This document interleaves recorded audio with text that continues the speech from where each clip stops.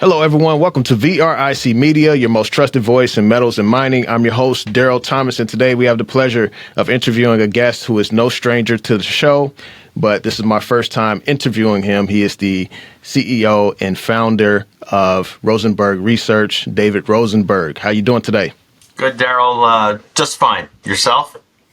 Yes, I'm doing okay. Just trying to weather these markets. You know, people's pockets feel like they got holes in them right now. Like the money's kind of falling out. And so definitely interested in your takes on what's happening today.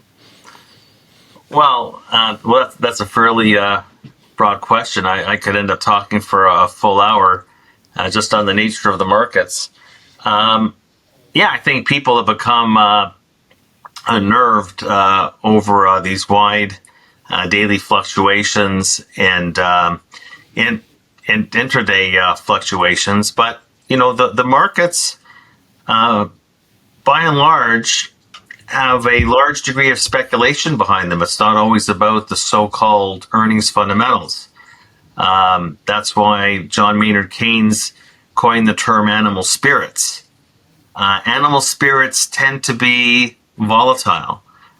So why anybody thinks that the markets are always going to stay calm, I suggest to them to maybe take out a few financial history books, because they're not usually calm. They usually are volatile, whether you're in a bull market or a bear market.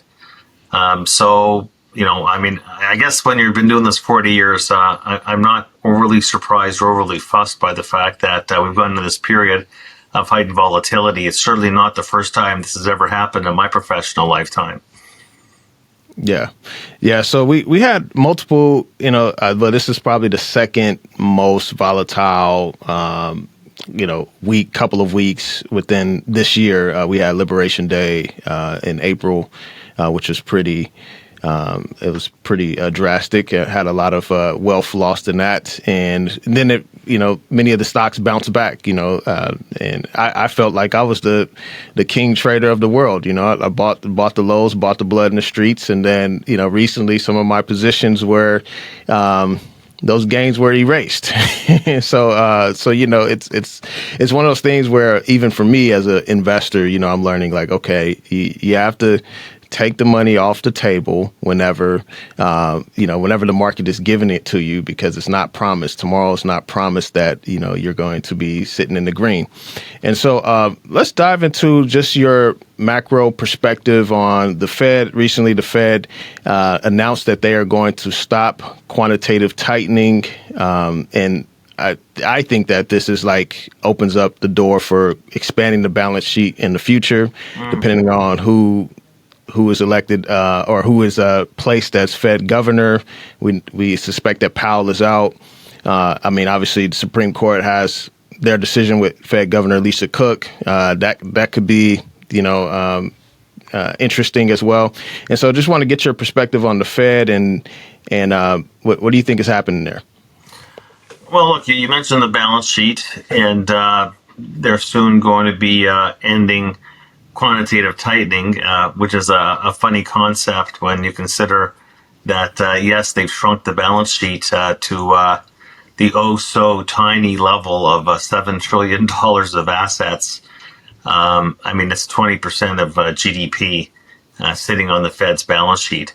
And so, that's look, for many, many years, starting with Bernanke, it's like the stock market's been like going to the casino, and the Fed chairman is the dealer, handing out the poker chips for free. This is the situation that we're in. The Fed's balance sheet relative to the size of the economy historically has never been this high before. And the Fed started all these QEs, quantitative easings in the past to either push a recession economy out of recession or to deal with financial market dislocations, which we don't have. But that gets a lot of people excited, that they're going to stop unwinding what is still a pregnant balance sheet with triplets. And now everybody's getting excited because, one of the reasons why the market had the jitters was you had a lot of these Fed bank presidents coming out the past few weeks and saying that they were going to go on hold on December the 10th. And then you get John Williams, who's arguably the number 2 person on the Fed, the president of the New York Federal Reserve Bank, already casting his vote for December 10th and saying that he's going to vote for a rate cut. And risk-on investors sure love interest rate cuts. So, that's where we're left right now. I think that the Fed probably will cut rates December the 10th. It's a matter of whether they're going to shoot themselves in the foot again, cut rates, and then fiddle with the dot plots. And then you have Jay Powell coming out and talking hawkishly at the press statement. This happened exactly last year. And what we find, the Fed, like companies, that report their earnings, but then all of a sudden you're wondering why the stock is down after they beat, and it's because of their guidance. So the key on December 10th is not going to be what the Fed does or doesn't do, but it's really going to be, what signals are going to provide for 2026. You're mentioning about, the political incursions of the Fed. We've never seen something like this before in terms of, Donald Trump continuing to openly bash Jay Powell. But not just that, but, he appoints a sycophant, Stephen Myron, on the Fed. His first meeting, he wants to cut rates 75 basis points. I mean, I think the Fed should be cutting rates too, but let's face it, that's just completely insane. But this is what Trump wants to do going forward, is have more and more control over the Fed. And once he populates the committee with governors that think along the way that he does, which is cut rates no matter what sort of economic environment we're in, then they have enough votes to decide what Fed bank presidents they want to have on the committee. And the next thing you know, this time next year, everybody on the Fed, including the chairman, is going to be a supporter not of Donald Trump, but certainly of Donald Trump's interest rate policies.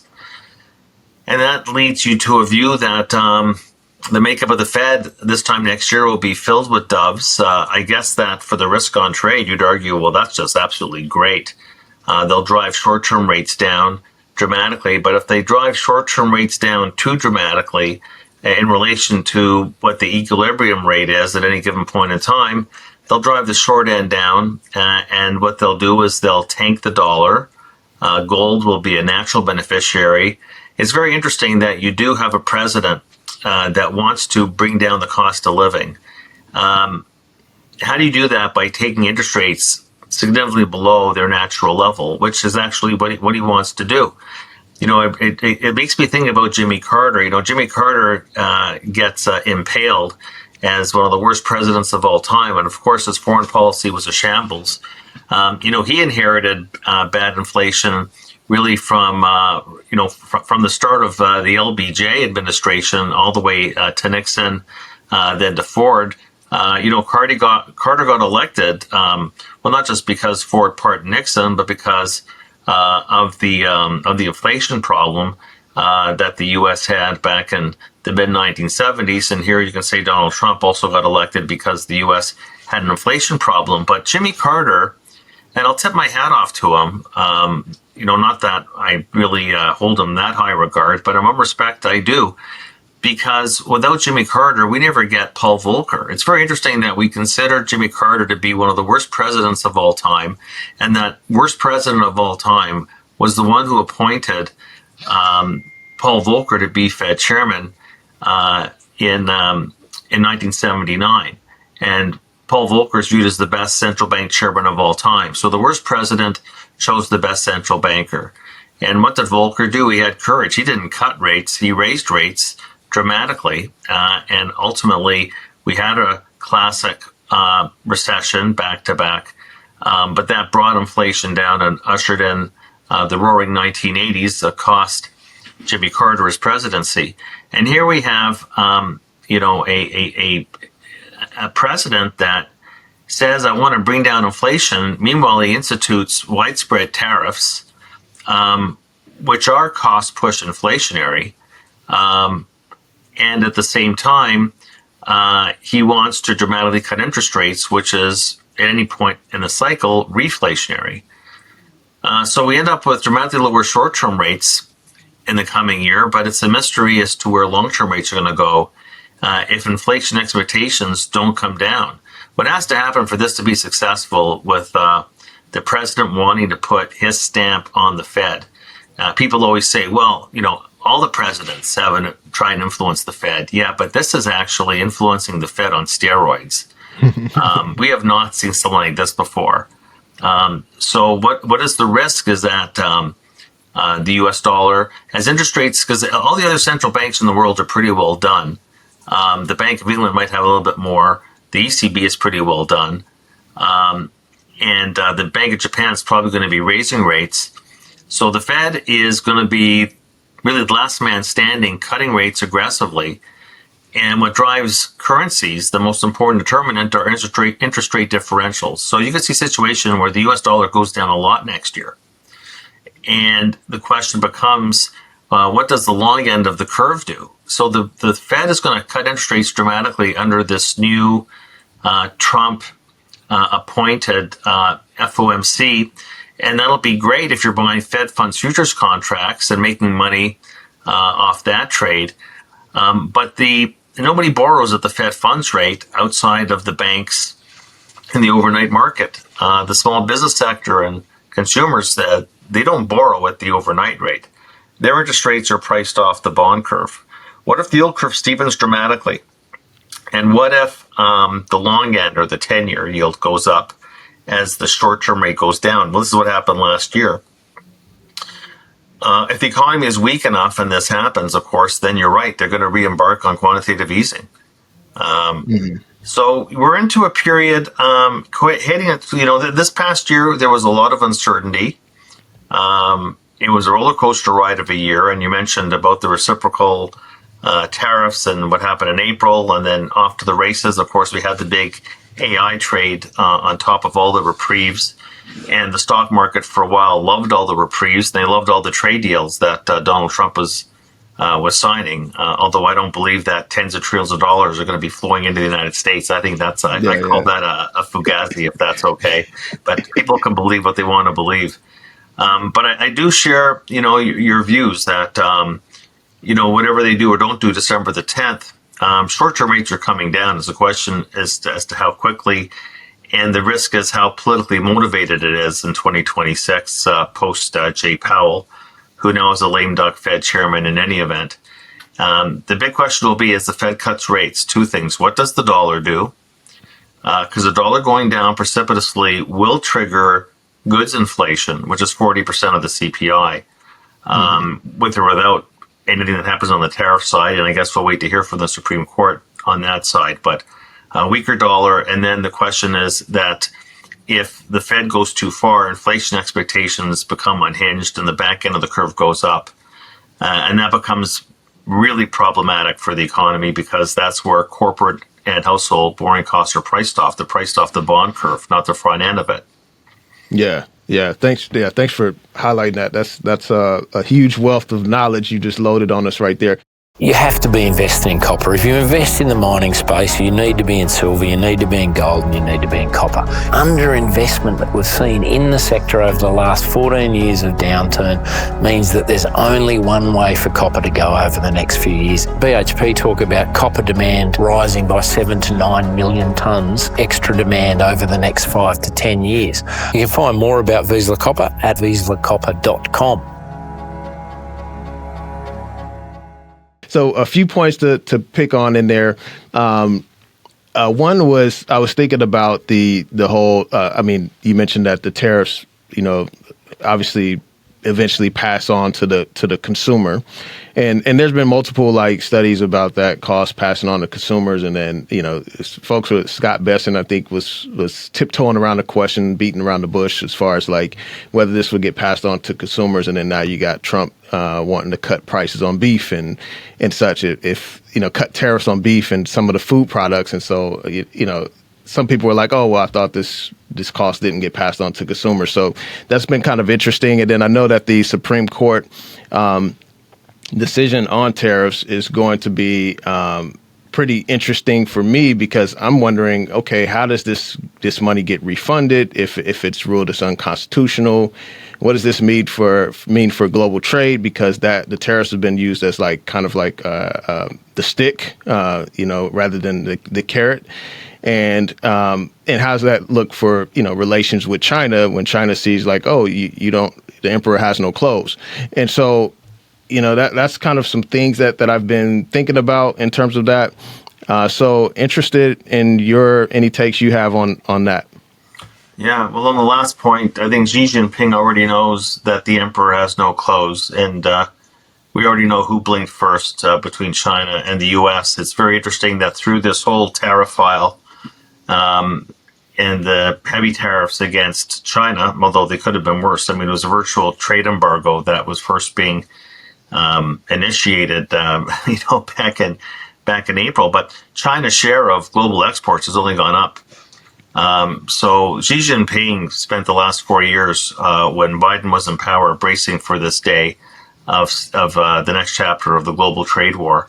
And they fostered greater trade relationships with other parts of the world, and especially in Southeast Asia, and as well as in Europe. So curiously enough, China's share of global exports has gone up, and the Chinese stock market is up almost 20% this year. It's outperformed the S&P 500 for all the people that say that China is just simply not investable. That's really been one of the hidden stories for the year. I think that there's a very good chance that the Supreme Court is going to rule against the president. I think that if I had to place a bet, that's where I would place it. I could sense that when both sides were putting the arguments a few weeks ago to the Supreme Court, the body language was very interesting. But you have to say, come on. Notwithstanding the fact that there are maybe a couple of Supreme Court justices that feel that they owe their lives to Donald Trump, as a group, it's going to be difficult to rule against the rulings of two other major courts. One of them, by the way, specializes in international law. You brought up something very interesting that, Donald Trump just announced that he's going to eliminate the tariffs on a whole range of foodstuffs. Interesting. Why would you be doing that when the whole premise of the Trump tariffs was national security? You brought in tariffs for national security. So now you're going to withdraw tariffs? But what happened to the national security? Yeah. The Supreme Court is going to say, well, hold on, this is for national security purposes, but now you're choosing what you want to not tariff. So I think there's a good chance that the tariffs come off and people say, well, that's just going to be great. That'll be like a tax cut. I'm going to love the fact that Supreme Court rules against Trump. But then, so why was the market up to begin with? Is because it loved the quid pro quo that you mentioned. All those deals, $20 trillion of foreign direct investment is going to come into the United States because of the stick. But once the stick is gone, what happens to those direct investment inflows? There are some big bets on future cash flow streams coming from all that mega, not a few trillion, like 20 trillion. And so how's that going to look now when countries realize, well, he can't put on these widespread tariffs? So the Supreme Court rules against Donald Trump. People think that's going to be great. And there's always winners and losers. I think that if the day after that happens, you want to be long the wazoo consumer staple stocks, because that's it's the only sector of the S&P that's down for the year, and they got dinged really hard from what happened with their margins on these tariffs. They will rally. Donald Trump has other avenues through temporary or more industry select tariffs like Section 301, which is the sort of things that Ronald Reagan would have used in the 1980s. It's more blunt, but it's less widespread, more targeted. It won't raise as much revenue. But what's going to happen, of course, is we're going to have just a lot more uncertainty. I think that's what's going to happen. Now that we almost became acclimatized to the tariff file, now we're going to find out that, the tariff file is now in a new state of disarray, and now it'll be more select tariffs and what's the administration going to choose and not choose. So I think we're going to go into a period that's not going to be a sense of calm. It's going to be a sense of uncertainty, because with the tariffs gone, the way that we became accustomed to them, and now there's no more, quid pro quo. The quid pro quo apparently was huge, although I never believed those numbers to begin with. The whole thing, all the bulls out there, and almost everybody is bullish right now, just kept on telling me the tariffs are great because companies in the rest of the world, countries in the rest of the world are going to have to jump this tariff wall and set up shop in the United States. That's going to be great news for GDP, great news for CapEx, great news for cash flow streams. That was the whole argument to look through the tariffs because of the long-term gain. Well, that's going to go away if the Supreme Court does what I think it's going to do.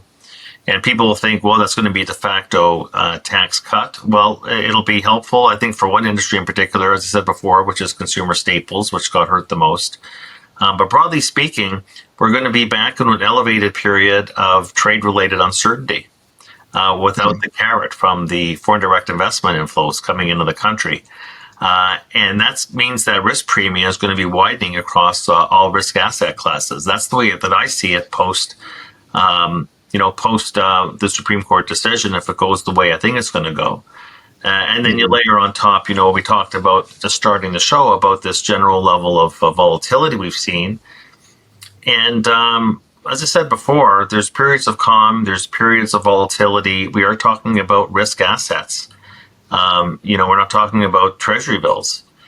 And the reason you want to own risky assets is to get a better return. But those better returns come at a cost, which is you go through these periods of nail-biting volatility.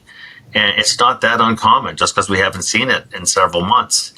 And so I think right now, layering on top of the Supreme Court ruling coming up, all the discussion about the Fed is, the investigative journalism going on for the first time on something that's changed in the AI trade, which is now this massive spending binge on data centers and the like. To fill the demand, that is, there was the case several months ago where people were saying, well, this is not like the dot-coms because this is all being financed by strong balance sheets and internally generated cash flows. But you see, in the past few months, that started to change. And now these tech companies and big ones like Oracle, which has become really the flashpoint, have raised unprecedented amounts of debt. So the leverage has started to really go up. At the same time that I think at the margin, some investors are questioning whether or not just too much is priced in. And that's really what's happening here, right? When you think about what was the event that ended the tech bubble back in March 2000, it was only because one day we wake up and Cisco, God forbid, it misses its earnings by a penny. It doesn't raise its guidance. And so when you have a lot priced in, when you have perfection priced in, which we have right now, when you get these sorts of multiples that are two standard deviation events, price to book, price to sales, price to earnings, the Buffett indicator, the Shiller-Cape multiple pressing against 40 right now, these are all 2 to 3 standard deviation events. That is a price bubble. Now, the bubble is not with the technology. The bubble is not with the idea or the concept. The bubble is not with the fact that we have seen a major innovation, a major shift in the innovation curve, courtesy of generative AI. There's no doubt about that. The bubble is in investor behavior. The bubble is all of us. The bubble is not in the technology. And the bubble was not in the internet. The bubble was in investor behavior around a fundamental shift in the technology curve. It's how we behave. It's not earnings that go into a bubble. It's the multiple that goes into the bubble. And the multiple is the heartbeat of investor sentiment. It is the John Maynard Keynes animal spirits. Animal spirits go crazy. So, with AI is making us faster, process data faster. We're all moving faster with AI. It's not making us smarter. It's making us faster. And the one thing that no technology has ever done from the time of the wheelbarrow with Leonardo da Vinci to today is that no matter how far technology has gone over the millennia, the raw emotions, human nature, they haven't changed. The extreme emotions of fear and greed will never go away. And right now, you could argue in March of 2009, we had extreme fear. You might argue that in April of this year, we had an extreme fear. I guess you could measure the extremes by looking at the VIX. And then we get to extreme greed. And so it's really the bubble is around investor behavior, the investor response, the immediate response to a fundamental shift in technology, as if we haven't seen this before. So that's where the bubble is. And you know, the old saying, the higher they go, the harder they fall. I mean, so we're in this period right now of nail-biting daily volatility. It looks to me like we're putting in a classic market top for this cycle. And there'll be other cycles. But the multiples, and I'm not saying that they're as high as they were in 1999. I mean, they're not. Mm-hmm. So people say, well, it's not as bad. It's not as big a bubble as 1999. To which I say, okay, yeah, sure. Like, basically, it's like comparing, do you want to lose an arm or do you want to lose two fingers? Frankly, I'd rather keep both. Comparing losing two fingers to losing an arm. Yes, it's not as big as that bubble was, but this is still the second biggest bubble in the past century. And the bubble I'm talking about is the bubble measured in price as a ratio to something that's tangible, whether it's earnings, sales, book value.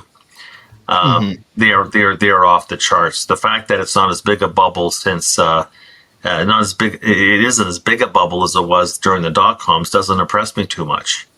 So it's still pretty big, and I think that's a fundamental shift having right now. People are questioning, have we priced in too much? And I think people are getting nervous about the amount of leverage that's taking place to finance this AI spending boom. That was not prevalent 3 or 6 months ago. Yeah, yeah, that's very interesting, and I'm curious in your perspective, and we don't have to spend too much time on this, but like, to my understanding, like in the .com era, I mean, you had like average person. They could be, a waiter at a store or whatnot. They give you a ticker, so you had a lot of, I would say, retail participation in that particular bubble. Compared to now, like we have retail investors participating, but we also have two separate economies where you have people that are struggling and they're not getting the stimulus checks that they were getting during 2021, 2020 and such. And so, and then also it's going to be interesting if the $2,000 tariff dividend even comes to fruition. But I was kind of thinking about that in terms of like the difference, but typically, like in these growth sectors, investors are pricing in like future growth because you hear these narratives about, AI is going to change the world. Well, they need the data centers, and then ultimately they're going to have to get the commodities out of the ground to fuel the data centers and to build these out and such, which is going to take time. And we know that regulation, which Trump has been easing regulation on the mining industry and commodities. Anything related to commodities. And so I've been kind of looking at that even in this recent run up in AI technology. It's just like, okay, well, it's going to take a while for them to even get this stuff, like for it to become, more profitable, as well as to get the infrastructure off the ground to where it's benefiting, society as a whole. And so just curious in your perspective on that. Well, it is very interesting, that I think there was a KPMG study done by about 700 companies in Canada, showing that about 70% of businesses are actually deploying AI, and only 2% have so far reported any productivity change in their business from it. Maybe you'll say, well, it's still early days, but that's still quite striking. Yeah, you're quite right. The proliferation of these data centers that are the size of Central Park, putting tremendous pressure on what was already a strained electricity grid. And when I talk about, there being a price bubble, I don't mean to be overly emotional about it. When I was at Merrill Lynch, for example, and this was back in 2007, think about this. I was called into my boss's office, and I was told I was no longer allowed to use the word bubble to describe the housing bubble. It was making people angry and scared. So I was instructed to find a new term for bubble. So I said, well, can I use the word mania? And I was told, yes, mania is fine. I said, okay, I'll use mania. That sounds worse.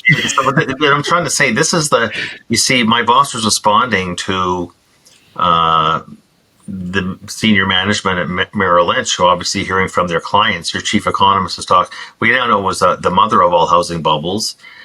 People don't like that term, although Jamie Dimon used it very recently, which is interesting because normally he's a very joyous and cheerful person. I guess he doesn't want to walk down the same path as Chuck Prince did in the summer of 2007 and tell people to keep on dancing. I always take a look. My approach is this, whether I'm looking at like the gold mining stocks, for example, or silver mining stocks, or I'm looking at the E&P stocks, the energy sector, or I'm looking at, consumer cyclical stocks, or I'm looking at the bond market, the credit market. I'm looking at any specific sector or the stock market. I'm always looking because I'm always combining the economics and the strategy. The key is identifying what is the market telling you. I mean, the market is a price. There's a price for everything, whether it's real estate, whether it's commodities. The S&P 500 is a price. It is a price index. The price is always telling you information. It's telling you what it thinks the future is going to be. Now, you can be a lemming and just say, well, I'll just accept what the market's saying. And that's true. I will say sometimes, the market is actually priced from my view. Sometimes the market is underpriced and sometimes it's overpriced. So I'm always taking a look at what is being discounted. So for example, when I look at the multiples in the stock market, and of course, understanding that, you have the top 10 stocks are all mega cap growth stocks that account for 40% of the index. The top 10 stocks in the dot-com bubble accounted for less than 30%. So, I would say that when people say it's not as big a bubble, a price bubble as in the late 90s, but the concentration is a lot higher. So the duration of the stock market has been rising this cycle. And when I look at try and back out what the multiples are telling me, what is basically priced in, the market is pricing in for the next 5 years earnings growth to come in on an average annual basis 15% per year, which is double the historical norm. That is the shift in the earnings curve that the markets believe will be generated by what's happening on this rapid expansion of AI. The last time this happened, by the way, where we had so much earnings growth over such a long time period being priced in was back in the late 1990s. Well, we know what happened next. I think that's just too much. I think buying an asset class, and there are parts of the S&P 500 that I do like, by the way, but buying the whole index with that amount of growth priced in, well, at least there's some people that'll say to me, well, I think it's going to generate 30% earnings growth per year. Well, then this market is for you. I don't think we're going to deviate as much from the long-term earnings trend as what's priced in. That's what has me cautious. It may well be that this recent pullback in the tech sector, in particular on the volatility, might be that a reassessment of that earnings profile is coming into play. The one thing I'll just say, because you mentioned about the retail investor is more all in on this market than it was back in the late 1990s. I was I was the chief economist and strategist of Merrill Lynch back when that bubble burst in March of 2000. And I can tell you that most retail investors were not nearly as invested in that as they are in AI. I'll give you an example. I gave a speech in Toronto for a major bank at a wealth management conference just this week. And as I was unwinding and people coming up to me to talk after the speech, I'm by the bar. And the bartender, when I had a few free minutes before I left, as I'm having my gin and tonic, starts asking me questions about the tech sector. I asked him, do you also drive an Uber at night? He must have tried to talk to me for 10 minutes. But the data are the data. And whether you know this or not, because this has been a cycle perpetuated by the massive investments on passive index, the passive index ETFs, right? Mm-hmm. To a point now where passive investments now exceed active in the S&P 500 for the first time. John Bogle back in the 1970s, and he was the pioneer for ETF, said this market would never get more than 20% of the market cap. It's not now over half. So people don't even know what they own. You have basically what? You have the top 10 stocks. I mean, think about NVIDIA is almost a $5 trillion stock. The biggest stock back in March of 2000 at that bubble was Microsoft. Its market cap was like $550 billion. Now, $5 trillion. There's not one of the top 10 stocks in the S&P has a market cap of under $1 trillion. It's 40% of the index. As Bob Farrell famously posited in his 10 market rules to remember, strong markets are markets that are diverse and diversified. This is not a diversified index. The S&P 500 used to be. But when the top 10 stocks are 40% of the index, you have really unprecedented concentration. On top of that, look at the household balance sheet in the United States. Now, of course, you could say, well, most of this is basically the upper end. But in the aggregate, 72% of financial asset mix in the United States, 72% is in equities. It's higher than it was in the dot-com boom. It's the highest it's ever been. Only 8%, by the way, is in bonds. You ask me, why do I like bonds? It's because I'm a contrarian by nature. I don't typically follow the herd. And bonds, you might hate them for a whole bunch of reasons, but it is a massively underowned asset class on household balance sheets. 8%. 72% is in equities. But then again, if you're invited to the cocktail party at your neighbor's place, you're really going to go there having your wine and cheese and talking to people about your treasury portfolio. I mean, don't you want to make friends? And then on top of that, unprecedented concentration within the stock market, unprecedented concentration of risk on household balance sheets. I'm also very worried about the fact that for the baby boomers, over 60% of their portfolio is in equities. It should be 30 to 40 based on the life cycle. But you see, everybody is all in. And nobody this cycle has rebalanced. Diversification became a dirty 15-letter word. And so we're left with this massive concentration. The median boomer has 60% in equities, and the median age of the boomer today is 70. The first of the boomers are 80. And everybody believes, and I know this for a fact because I have 2,400 clients in 40 countries. Half are institutional investors. They're sophisticated. Half are, call it retail individual investors. The individual investors believe that there will never be a recession again, especially because we avoided a bullet in 2022. They believe that the business cycle has been repealed, and because buying the dips has worked the whole way through, everybody believes that the market cycle's been repealed. Nobody believes that there'll ever be a bear market again. Nobody believes there'll be a recession again. I know this because of the nature of my business. That's basically impossible. Mother Nature has not been repealed. But you see, that's when people actually ask me what makes me most nervous, what, quote, keeps me up at night. It's this ingrained mentality that the market and the economic cycle have somehow been defeated. They've been repealed. And everybody is all in at the same time, more than they were. The exposures are much higher. And then, of course, over half the market is in passive ETFs. So the proletariat, and frankly, I don't care. You'll tell me, well, if the low end's not in there, the middle class, not so much, it's all the high end.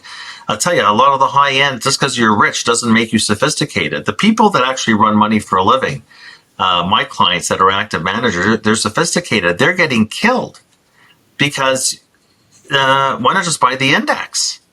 But you see, the active manager gets paid to manage your risk, but people don't care. So they've been going into passive ETFs. Why do I want to pay my advisor when I could reduce my costs and I'll just buy the index?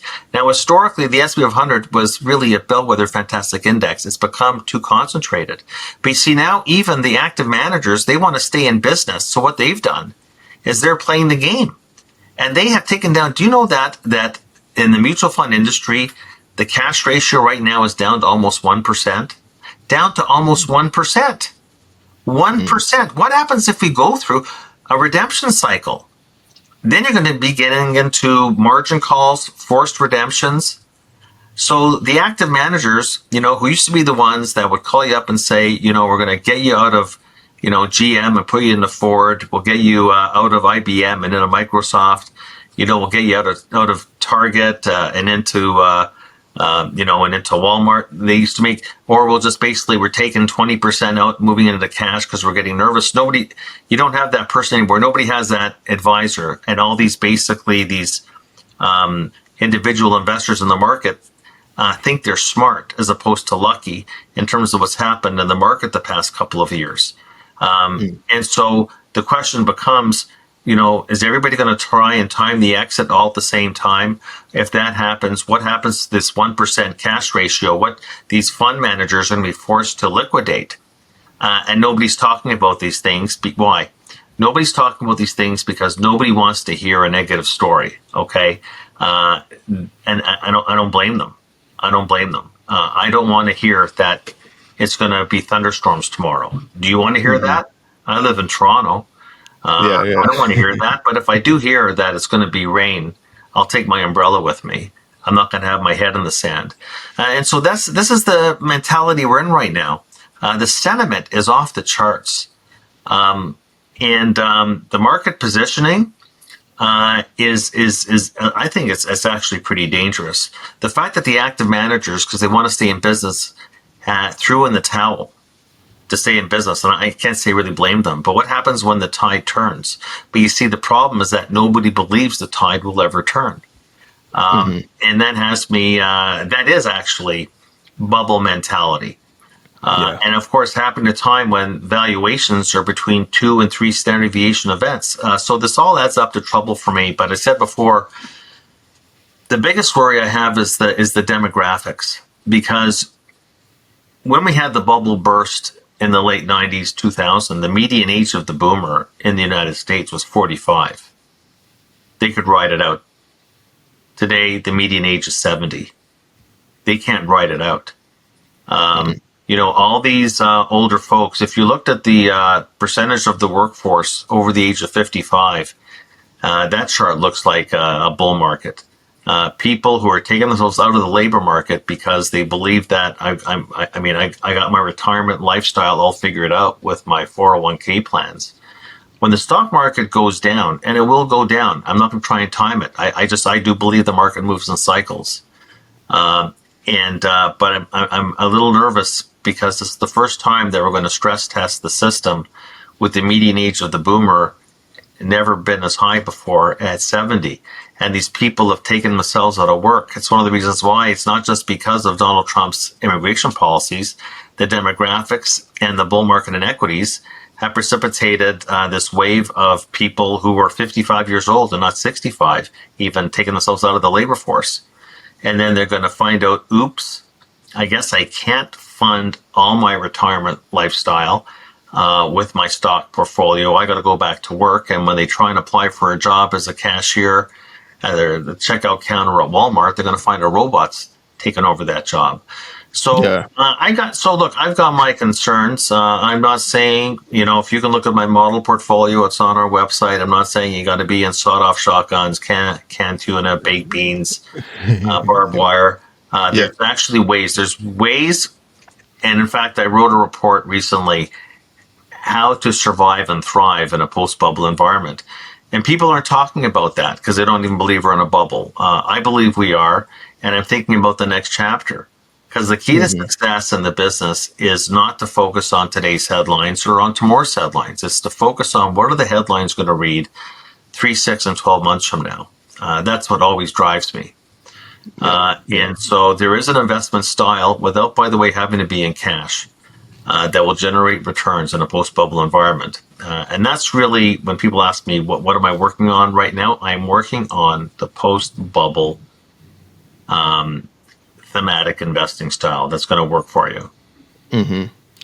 Yeah, I got to have you back on the show. There's a lot of things I wanted to go down, but for the sake of time, we're not going to go there. But one of the concerns I have been seeing is well, I wouldn't say it's a concern, but I have been seeing a lot more is the older appearing adults working at fast food restaurants and such, and I've been seeing that quite a bit. And so I've definitely been thinking about the demographics and all of those different things.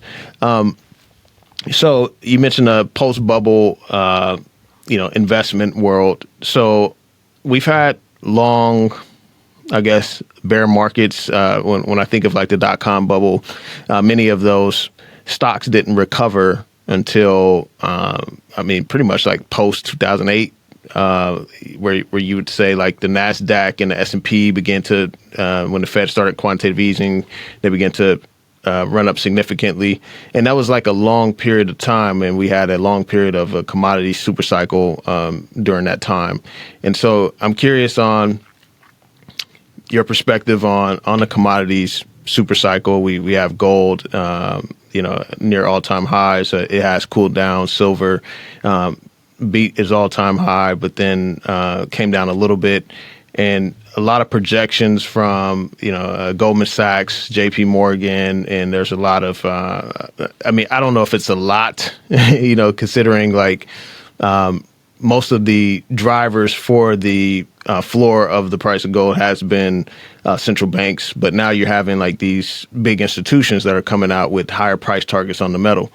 And so I'm curious on your perspective on gold. And then also you mentioned bonds. And for me, I struggle with bonds because I look at the debt and deficits, and maybe I'm just looking at it wrong. I also think about, okay, are countries buying the bonds now? Do they want the U.S. debt and such? And so I'm curious in a little more your perspective on bonds, because I kind of struggle with it, but you research this stuff, so more than me. So I'm happy to learn from you.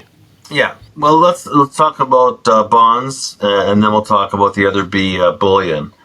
Look, firstly, you're not buying bonds to make a killing. Okay, you're unlike the equity market, which you could say has unlimited upside potential return-wise. Bonds have a limit how much you'll make, but you're not buying bonds to make a killing. You're really buying bonds to mitigate risk. It's a risk management aspect to your portfolio. It's a stabilizer. On top of that, nobody, unless you're an insurance company, who have to basically do their hedging and asset liability management, nobody I know is buying bonds for 10 years or for 20 years, unless you're an institution that has to. In this case, when you're taking a look at post-bubble environments, or when you go into a bear market in general, if you have bonds as part of your portfolio, you replaced part of your equity portfolio with bonds, you mitigated the damage to your portfolio because you might not like them, but they're less volatile, and at least you get paid a coupon. And despite all your worries, unlike corporate bonds, the government is not going to default on its debt. So it's a margin of safety in rough times, and at least you'll clip your coupon. When the stock market's down 30 or 40%, you'll be wishing you were clipping a 3% coupon. Believe me, in the land of the blind, the one-eyed man is king. Let me give you an example of what I'm talking about. Because we do at Rosenberg Research yield curve dynamics. We have a certain view as to what the Fed's going to do next year, what impact that's going to have out the curve. And we think that there is, and so I take a look at the bond market 1 year at a time. I think it'll be a good place to be.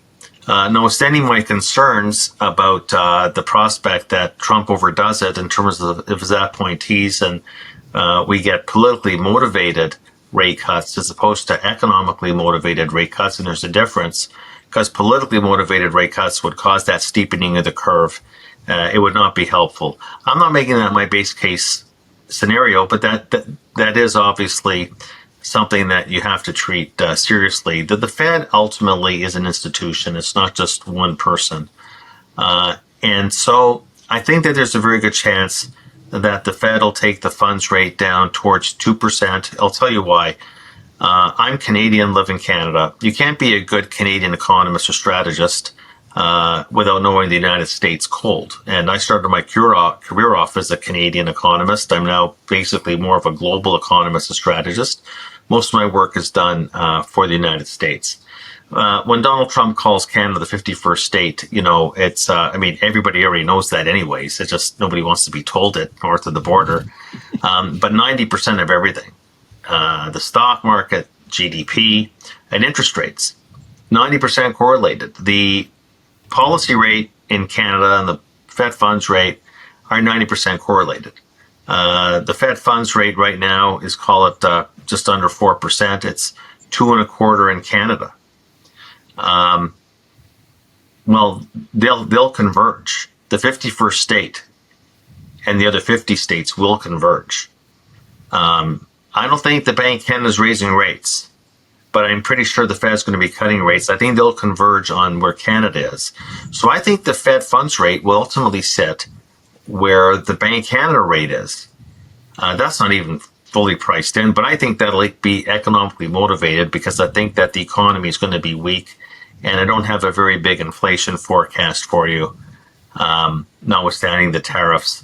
I have a tough time having an inflation view when rents are going down in the United States and now home prices are starting to go down. Home prices are a $50 trillion asset class on household balance sheets. People aren't talking about the fact that we're in the early stages of a residential real estate deflation.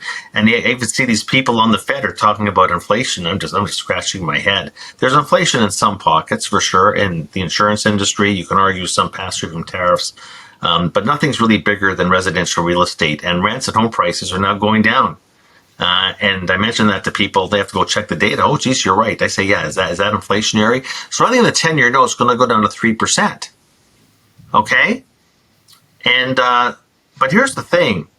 Here's the thing. When I tell people that when you look at the capital gain and the coupon together in the treasury market, and I tell people now, do you know that you can make 10% in the treasury market in the next 12 months under the proviso that my work is actually prescient? If I'm right on the right side of the trade, you'll make 10% in bonds. And you know what they say to me? You know what they say to me? They say, is that it? That's the mentality we're in right now. As far as gold's concerned, look, I've been a bull on gold for since my days at Gluskin Sheff when it was trading below $1,000 an ounce. It's in a secular bull market. It's been in a secular bull market longer than the S&P 500. The secular bull market started in December 1999 with the signing of the Washington Agreement, which had all the central banks stop their relentless sales of gold out of their foreign exchange reserves, which had gone on for 2 decades. We had a 20-year. You can't look at this bull market in gold without looking at the 20-year bear market in gold that preceded it. And so all that had to happen, and we bottomed at $255 an ounce back towards the last few months of 1999. That was the start of the secular bull market, and it's been going in waves. There's been probably about a dozen corrections along the way, like everything else in life. Nothing's a straight line. But here we've gone from 255 to over 4,000. And when it got to over 4,000, I don't get greedy, and I believe in rebalancing. And I don't fall in love with my portfolio. I say fall in love with your partner. Don't fall in love with your portfolio. It might not always love you back. So I've been taking profits in gold and silver because I want to maintain, some balance. I don't want to get too concentrated. We have gold, we have silver, we have the gold miners, we have the silver miners. They're a very large chunk of our portfolio. I don't want it to get to 70%. Thank you very much. So we've taken profits along the way, but we have a situation where, as the role of the economist, you got to forecast supply and demand to get the price. You got to forecast the shifts in these curves and their shape. And global demand for gold is running between 2.5% and 3% annually. And a lot of that are the deep pockets of the central banks, and that's deepening. And the supply is relatively stable at roughly 1%. You have basically demand is outpacing supply by roughly a 2 to 3 to 1 ratio. And I don't really see that changing. I'll wait for the first central bank to say we're done in our gold buying activity. At first it was just the BRICS. But now the industrial country central banks are following suit. At the peak in 1980, at the price peak, of gold, 70% of foreign exchange reserves in the faults of global central banks was in gold, and that went down to 10% at the lows in 1999, and now it's at 25%. Now, I'm not saying it's going back to 70%, but you see, there is a global diversification. The central banks are the strongest marginal buyer. The supply curve is stable. The marginal cost of producing gold is going up over time. That's bullish. But if we mean reverted, and I believe Bob Farrell's first market rule to remember is the concept of mean reversion. If the gold share ratio of global reserves, if that mean reverts, we're going to $6,000 an ounce in gold. So that actually tells you a good chunk of this bull market is behind us, but there's still lots left. And silver's been doing a lot of catching up because the gold-silver ratio got into the stratosphere. So gold's been playing catch up. Silver is a poor man's gold, much like beer is poor man's champagne.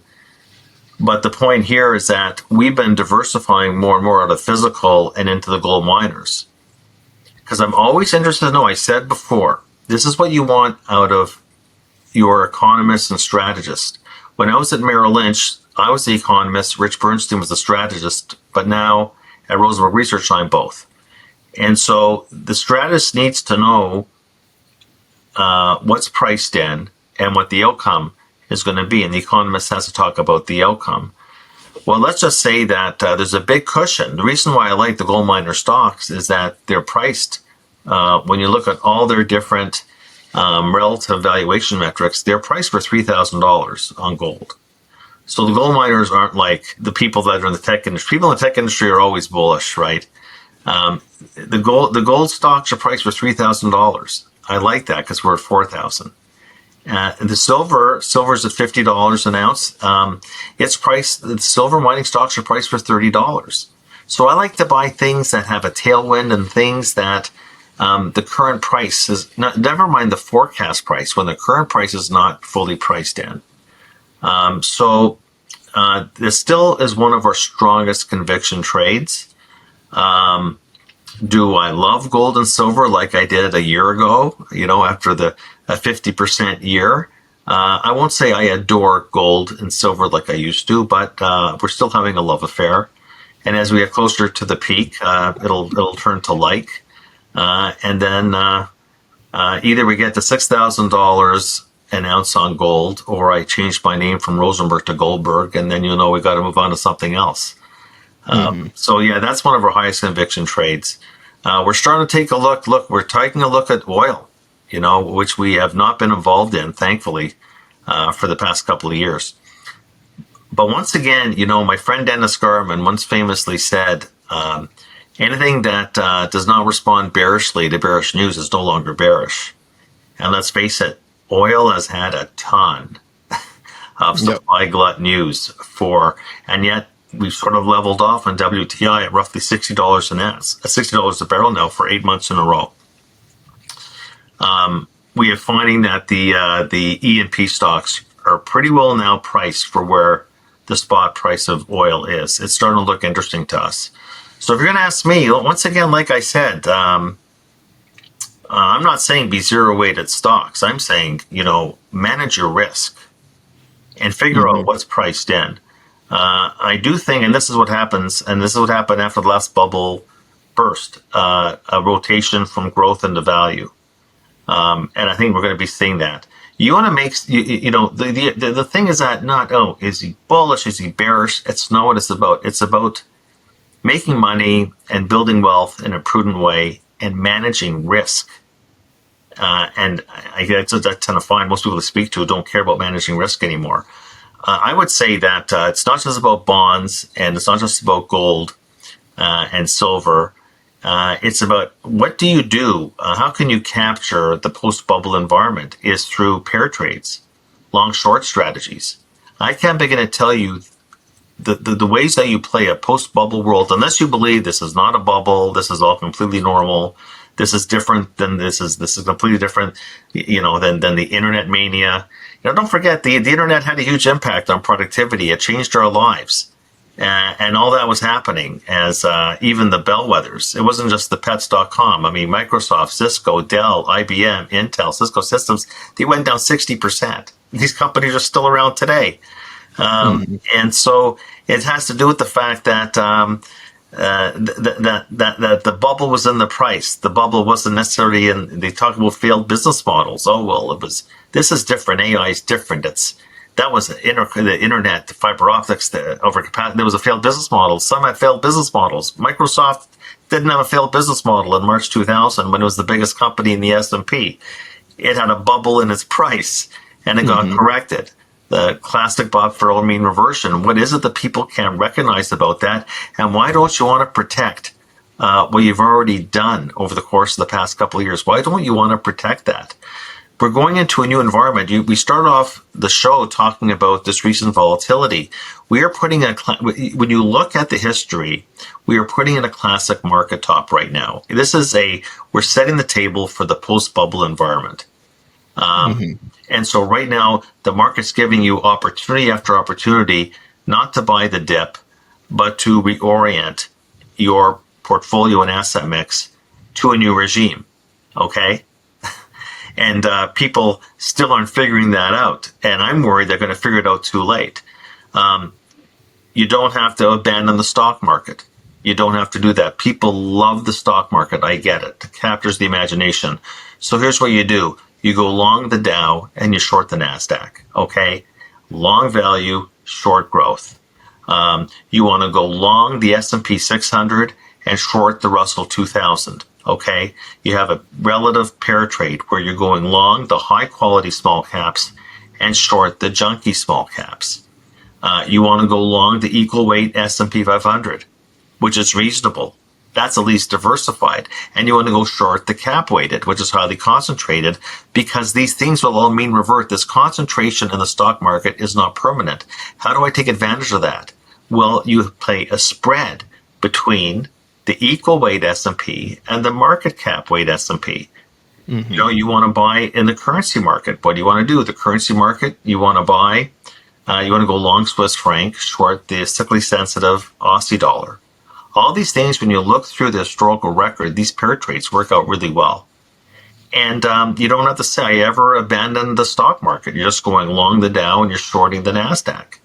That is a home run. In fact, I would say actually in the work we've done, time and again, that's one of the best trades coming off of a bubble environment, is having that pair trade. Long Dow, short NASDAQ. There's other things you want to do. You don't have a single strategy, but there's ways. I appreciate that. Yeah, and there's ways, and that's what we have to be thinking. We have to think creatively, think outside the box. And I think that the perma bulls have to get their head out of the sand. I know that I'm called a perma bear, but really, perma bear, I worked at Gluskin Sheff for 11 years. They were a boutique wealth manager in Toronto, long only. You think Ira Gluskin in Canada is Warren Buffett in the United States. Just a kind of classic investor in Canada. You think he was going to hire a perma bear? I'm not a perma bear. That's mine. It's like it's like just a label that people like to apply, and I'm fine with it. Yeah, I'm an ideas guy that wants to stay ahead of the curve at all times. Full stop. Yeah. You're using a data centered approach as well. You're nothing wrong with facts, right? Yeah, facts and analysis. Sure. Facts. Rosenberg research. Yeah, research. You all research. Well, I can't say that I'm not perfect. So I can't say I always get it right, but I do my best. Yeah, that's good. Well, David, appreciate you dropping that wealth of knowledge on me and the audience. And so you have a special offer for the audience. And so I want to give you a chance to talk about that and anything else you want to plug the audience with. Yeah, well, everybody on this call. I'm going to talk my low inflation book that you are eligible for a 1-month free trial of all my research. So you can kick my tires. Just go to information at rosenbergresearch.com and you'll be put through to one of my client service professionals, and we'll get you on the system and check out the strategy, check out the calls, check out the research, and that opportunity is open to everybody on the call today. Okay, awesome. Well, I will be sure to link to that. So you all be sure to go to info@rosenbergresearch.com. Information at rosenbergresearch.com. Or if you want to email me directly, this is long, but it's not too difficult. drosenberg@rosenbergresearch.com. So it's just drosenberg@rosenbergresearch.com. And that way we might be able to converse as well if you have any lingering questions for me. So that's my email address. Yeah, that's great. Yeah, so he's accessible, everyone. So, David, appreciate you for coming on the show and plugging the audience with that wealth of knowledge as well as the services that you're offering. This call was very enlightening for me, and so hope to have you back on the show sometime. Thank you, sir. And you all be sure to subscribe to VRIC. Click the link that's pinned in the comments. That is to the Vancouver Resource Investment Conference. Love to see you there in person, and thank you all for watching.